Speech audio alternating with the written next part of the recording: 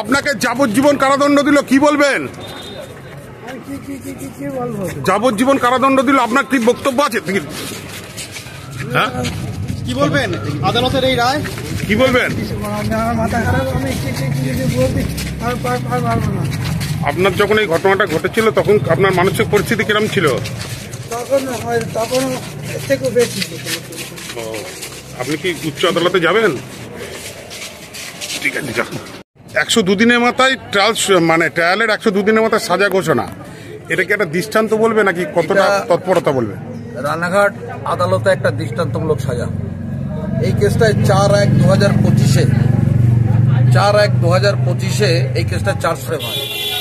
Charge frame হওয়ার পরে 14টা সাক্ষী এক্সামিন হয়। একটা সাক্ষী হোস্টাইল হয়নি।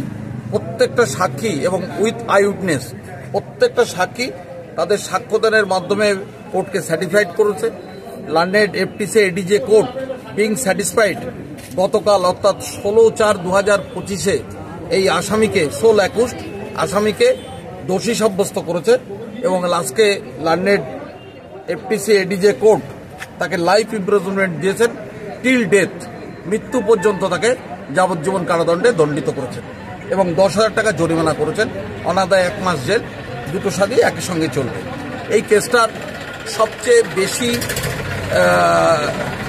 বিশেষত্ব হচ্ছে ধানতলা থানায় ফার্স্ট বিএনএসএস এর কেস এবং সেই কেসটা অতি তৎপরতার সঙ্গে আমাদের মাননীয় এসপি সাহেব কুমার সানিরাজ, আমাদের ডিএসপি বর্ডার, আমাদের সিআই সাহেব এবং সর্বোপরি এই সামিরুল যে কেসের আইও, এদের সাহায্যে এই সমস্ত সুপিরিয়রদের সহযোগিতায় চার্জশিট দাখিল করেছে এবং আমি অপূর্ব কুমার ভদ্র 14 জন সাক্ষী সাক্ষ্য কোর্টের কাছে তুলে ধরেছি। প্রত্যেকটা সাক্ষী কোর্টের কাছে যে সাক্ষ্যদান করেছে তাতে কোর্ট অত্যন্ত স্যাটিসফাইড। সামান্য জমিকে বিবাদকে কেন্দ্র করে এক হ্যান্ডিক্যাপ মহিলা, তার দাদা তাকে লোহার রড দিয়ে বারবার আঘাত করে তাকে স্পটে খুন করে ফেলেছে। আমরা এই সাজায় অত্যন্ত খুশি। কোর্টের কাছে আমরা যে সাজা আশা করেছিলাম সেই সাজা আমরা পেয়েছি। আমরা কোর্টের তরফ থেকে কোর্টের কাছে যেটা আমরা আশা করেছিলাম সেটাই কোর্ট আমাদের দিয়েছেন এবং আসামিকে লাইফ ইমপ্রিজনমেন্ট দিয়েছেন টিল ডেথ, মৃত্যু পর্যন্ত। আমার নাম অপূর্ব কুমার ভদ্র, আমি অ্যাডিশনাল পিপি স্পেশাল কোর্ট। হ্যাঁ, বলুন কি ঘটনা ঘটেছে? গত 4 জুলাই 2024 আমাদের ধানতলা থানার দত্তফুলিয়ার গ্রামে আমাদের একজন ব্যক্তি, তার নাম হচ্ছে আসাদুর মণ্ডল, সে পৈতৃক সম্পত্তির বিবাদে সকাল 5:30 নাগাদ তার নিজের বোন আজিপা খাতুনের মাথায় লোহার রড দিয়ে বাড়ি মেরে হত্যা করে।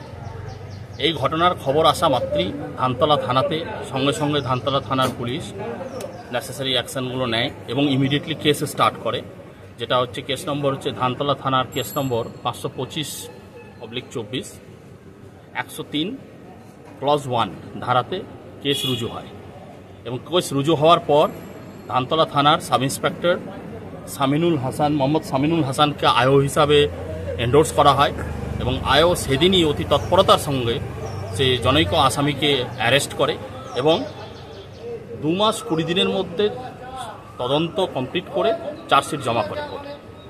এটা চার্জশিট জমা হওয়ার পর আমাদের রানাঘাট পুলিশ জেলার ট্রায়াল মনিটরিং সেলের মধ্যে কেসটিকে অ্যাক্টিভ ট্রায়াল মনিটরিংয়ের মধ্যে নেওয়া হয়। নেওয়ার পর আমাদের কোর্টে আয়ো সাব ইন্সপেক্টর মোহাম্মদ সামিনুল হাসান এবং পিপি সাহেব অপূর্ব ভদ্র সাহেব, এনাদের অতি কুশল এবং দক্ষতার সঙ্গে পুরো ট্রায়াল মনিটরিংটা পরিচালিত হওয়ার পর আজকে আমরা দেখতে পাচ্ছি যে প্রায় 102 দিন, চার্জ ফ্রেমের 102 দিনের মাথাতে আজকে আমাদের লার্নেড জাজ ফার্স্ট ট্র্যাক কোর্টের এডিজে ফার্স্ট ট্র্যাক স্যার আজকে সেই আসামিকে দোষী সাব্যস্ত করেন আমাদের ভারতীয় ন্যায় সংহিতার 103(1) ধারাতে এবং তাকে যাবজ্জীবন কারাদণ্ড সাজা ঘোষণা করেন এবং তার Till সাথে death, till death. till death, এবং তার সাথে 10,000 টাকা জরিমানাও করেন।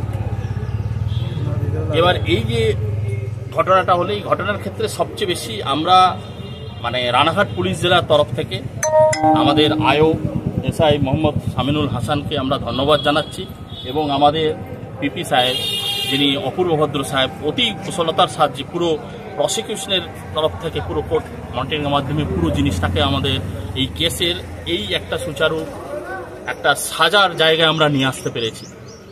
এবং রানাঘাট পুলিশ জেলার তরফ থেকে আমরা একটা কথাই বলতে চাই যে আমাদের বর্তমান যিনি এসপি স্যার রয়েছেন শ্রী সানিরাজ আইপিএস স্যারের নেতৃত্বে আমাদের অ্যাক্টিভ ট্রায়াল মনিটরিং সেল এবং একটা সদর্থক প্রসিকিউশন বা প্রসিকিউট্রিক্সের সহায়তাতে যে কোনো অপরাধীদের আমরা সাবধান করে দিতে চাই যে এটা শুধুমাত্র এখন রানাঘাট পুলিশ জেলা যা আসামি গ্রেপ্তারের মধ্যেই আমরা সীমাবদ্ধ নয়, আমাদের সেই আসামিকে যথাযথ আইনি ব্যবস্থার মাধ্যমে তাদের সাজা এনশিওর করাতেই আমরা এখন বদ্ধপরিকর।